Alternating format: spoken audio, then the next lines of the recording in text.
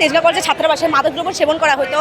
সে এবং তার কয়েকজন বন্ধু মিলে তা বাধা দেওয়াতে তাদেরকে ছাত্রদলের সন্ত্রাসরা, আমি যতটুকু শুনেছি, তাকে 10 থেকে 15 বার তার মাথায় হাতুড়ি দিয়ে মারা হয় এবং সে তাকে সাথে সাথে হসপিটালে নিয়ে যাওয়া হয় এবং সে 4 দিন আইসিইউতে ছিল।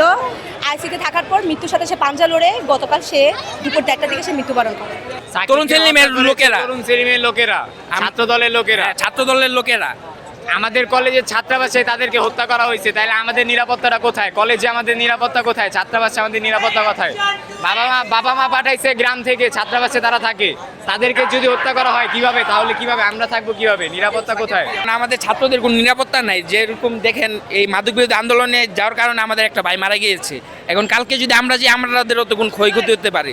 সাকিবকে আসলে হত্যা করা হয়েছে যে সে আসলে তেজগাঁও কলেজ হোস্টেলে থাকতো, সেখানে দেখা গেছে মাদক গ্রহণ করা হইতো, সে এটার বিরোধিতা করছে, তাকে কি করা হয়েছে? মেরে ফেলা হয়েছে।